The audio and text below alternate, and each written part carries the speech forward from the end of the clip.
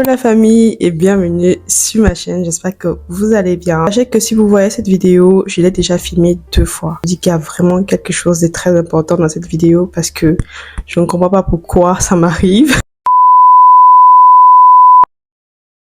Récemment, j'ai eu à poster un sondage ici si vous voulez que je partage avec vous relation avec Dieu. Et j'ai également reçu des messages et des commentaires qui allaient dans ce sens. Si vous regardez cette vidéo, c'est parce que vous voulez plus, vous voulez une amitié avec lui, vous voulez une relation avec lui, vous voulez une intimité avec lui. Et Dieu nous encourage et je vous encourage également. Parce que le but de notre existence, c'est déjà d'abord de vivre en communion avec Dieu. Il nous a créés pour ça parce qu'il nous a aimés. Et tellement il nous a aimés, il nous a rachetés par son Fils. Alors, quoi de plus merveilleux que de rechercher en fait celui-là qui va vous offrir tout ce que vous voulez, qui est tout. Beaucoup de personnes, quand elles recherchent Dieu, elles ont tendance à croire que c'est une sorte de personnage de dessin animé là. Grande personne avec de la barbe blanche, d'autres l'appellent le grand barbu, d'autres voilà, de petits noms comme ça. Et en fait, Dieu est d'abord esprit. C'est une personne, mais il est esprit. Ça veut dire que Dieu est partout. Nous avons des limitations en tant qu'être humain. Nous ne pouvons pas être partout, mais Dieu peut être partout. Et donc, si vous recherchez Dieu, mettez déjà dans votre tête que lui, il n'a pas de limite. On ne peut pas le contenir. On ne peut pas lui donner une limite. D'accord? Parce qu'il est au-delà de ce que nous, êtres humains, pouvons faire et pouvons réaliser. Tout le monde sait qu'il y a Dieu. Tout le monde peut accepter qu'il y a un créateur forcément derrière. Mais tout le monde n'est pas prêt à avoir cette relation que vous cherchez. Aujourd'hui, je vais vous donner des conseils pour approfondir votre relation avec Dieu. La première des choses que vous devez savoir, c'est que Dieu, c'est notre Père. C'est un papa qui nous aime. Vous devez déjà casser la barrière entre... Je sais que parfois, c'est difficile parce que étant humain, on se dit qu'on n'a rien de beau. Parce que moi, je me suis dit ça pendant plusieurs années, que je n'ai rien de bien pour offrir à Dieu. Si Dieu n'a pas besoin de ça, il a besoin de moi. Il ne cherche pas forcément ce que je peux lui offrir, il veut juste mon cœur. Il veut juste que j'ai une dépendance. Il veut juste que je le loue. Il veut juste que je reconnaisse qu'il est mon papa, parce que c'est lui qui m'a créé. C'est tout à fait normal que la créature soit près de son créateur. Alors, si vous voulez approfondir votre relation avec Dieu, il faut passer du temps avec lui. C'est comme un couple. Vous ne pouvez pas, par exemple... être en couple et vous ne passez pas du temps avec votre copain ou votre fiancé ou votre mari. Quand les gens créent une distance entre eux, ils ont moins cette connexion et du coup, d'autres vont voir ailleurs. Ceux qui ne veulent pas assumer ou alors ne veulent pas se battre pour ce qu'ils ont. Que ce soit dans nos relations amoureuses, amicales, on passe du temps avec ceux qu'on aime. Vous voulez connaître Dieu, vous devez passer du temps avec lui. Pendant des années, Dieu m'appelait à chaque fois.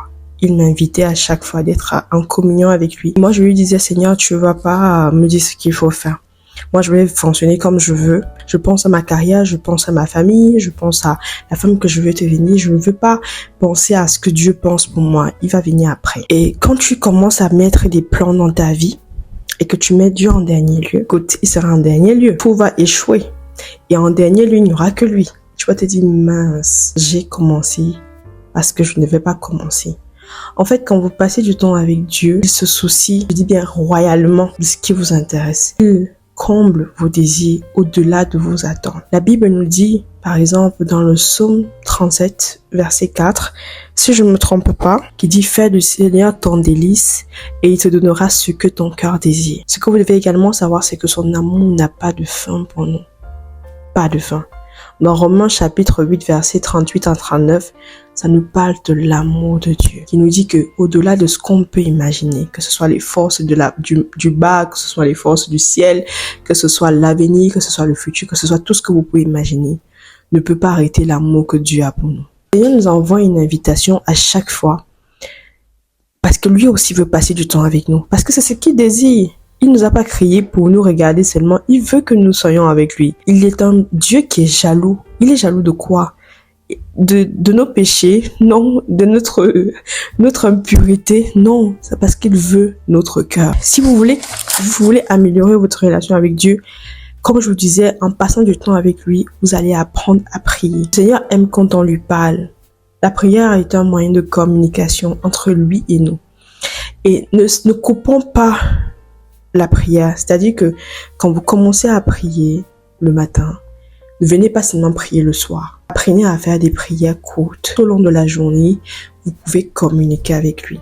La Bible nous dit qu'il ne faut pas qu'on prie comme des personnes qui veulent se faire voir devant Dieu, qui parlent beaucoup, qui parlent, qui disent des choses, qui pensent que c'est en parlant comme ça que Dieu va trop écouter. Si vous voulez vous rapprocher de Dieu, en ce qui concerne la prière, vous vous levez le matin, priez le matin. Avant d'aller au travail ou à l'école, prenez 2 minutes. 2 minutes, même 3 minutes si vous n'avez pas la possibilité de lui donner 10 minutes, 15 minutes. Que ce soit la première personne à qui vous parlez quand vous vous réveillez le matin et la première des choses que vous faites. Touchez par votre téléphone. Commencez par lui dire bonjour Seigneur, j'espère que tu vas bien. Moi je dis que j'espère que tu vas bien. J'ai une amie qui me demandait encore que tu demandes ça vraiment au Seigneur. Je dis oui. Pourquoi vous pouvez pas demander à Dieu comment il va? Même si c'est Dieu, je lui dis c'est une considération. Parler à quelqu'un, parce que vous avez cassé le mythe. Vous lui dites bonjour Seigneur, j'espère que tu vas bien. Moi j'ai bien dormi par ta grâce et je te présente ma journée. Vous descendez, vous apprétez la journée, tout ce qui est. Tout au long de la journée, parlez à Dieu. Si vous par exemple vous avez quelque chose que vous devez faire, une tâche, un travail, des études, quelque chose qui vous dépasse, vous dites Seigneur, voilà. Quelque chose qui vous réjouit, vous dites Seigneur, j'aime voir ça. Quelqu'un qui vous fait de la peine, vous dites Seigneur, je prie pour cette personne. C'est comme ça que vous vous rapprochez de Dieu parce que tout au long de la journée, vous l'interpellez. Moi, ce que je fais souvent, c'est que je mets des rappels. Je mets des rappels à 9h, à 12h et à 14h. Des rappels, par exemple, parce que moi, je suis toujours dans les tâches. Il y a des moments où j'oublie et je ne suis pas quelqu'un qui sort beaucoup. Donc, ça fait que je suis beaucoup à la maison et j'ai mes tâches que je fais.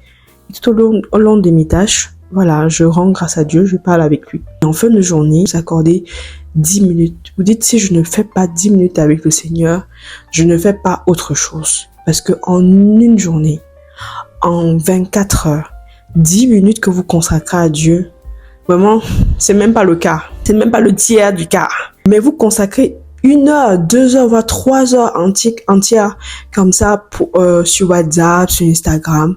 Et ça ne vous gêne pas, ça ne vous dérange pas. Vous ne voyez pas qu'il y a un problème. Que vous vous éloignez en fait de l'essentiel. Capable de passer toute une journée sur les réseaux sociaux et oublier qu'on peut passer 20 minutes avec Dieu. Et pourtant ces 20 minutes en fait vont impacter notre vie le lendemain. Passez du temps avec Dieu. Faites des dates avec Dieu. Quand vous commencez à prier, il faut invoquer l'Esprit Saint.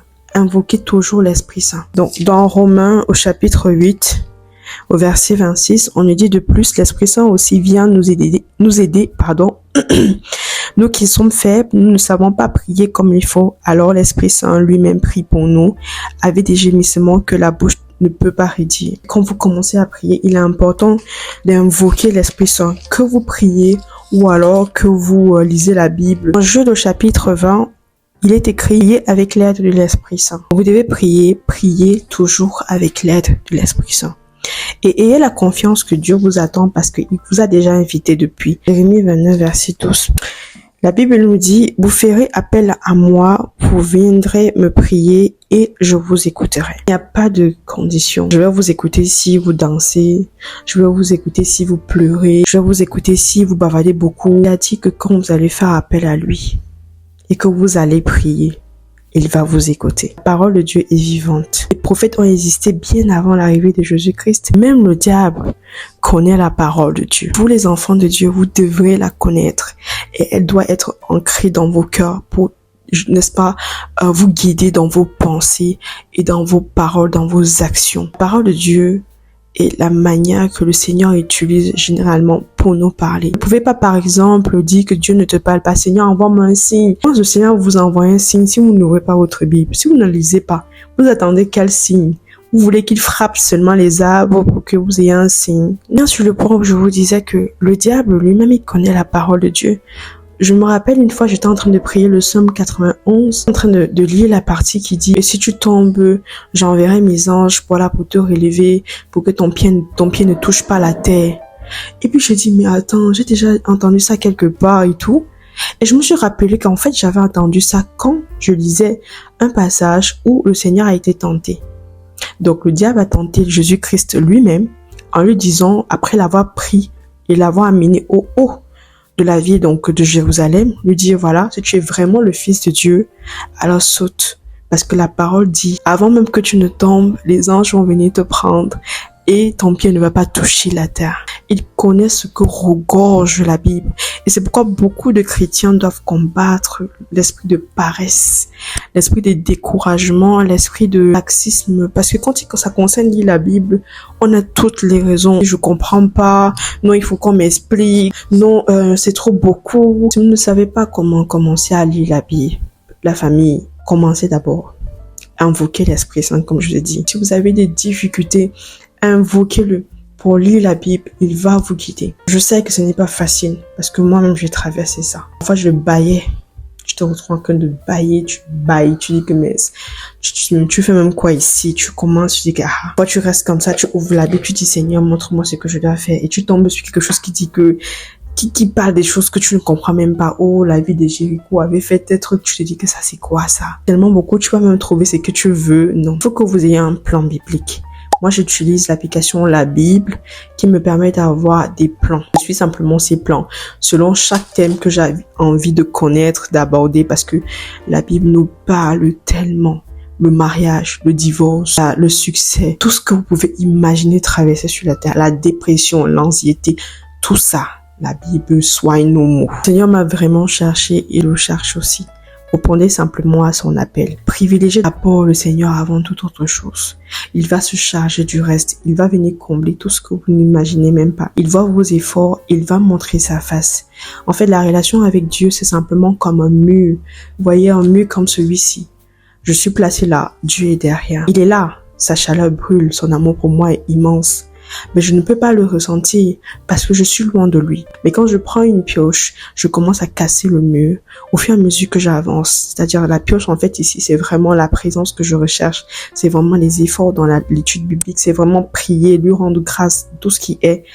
Puis au fur et à mesure que je casse le mur, je vais finir par le trouver. Vous ne pouvez pas simplement venir demander à Dieu chaque jour, Seigneur, si tu peux, aide-moi. Bonne nuit. C'est comme ça. C'est pas comme ça. C'est une relation d'intérêt. Je peux même dire que vous êtes intéressé. Vous pensez que lui, il ne voit pas le cœur qui ne change pas. Quand vous venez vers lui, cessez même de lui demander des choses. Restez seulement à sa présence parce que même sans que vous ne demandiez, il sait ce dont vous avez besoin. L'autre point que j'ai envie d'aborder, c'est l'obéissance. Vous essayez d'obéir au commandement de Dieu, même s'il sait que vous allez peut-être flancher. Mais quand il voit les efforts que vous avez envers lui, l'obéissance que vous lui démontrez, c'est une chose également qui vous rapproche de Dieu. Quand vous décidez par exemple de ne pas faire le mal, quand vous décidez par exemple de vivre selon ce que Dieu attend de vous, vous mettez à côté tout ce qui n'est pas bien et vous suivez ses commandements. Dieu va vous récompenser. Donc, je vous encourage vraiment à le faire, à approfondir votre relation, demandez à l'Esprit Saint de vous guider. Vos séances ne seront plus les mêmes, vos séances de prière seront transformées.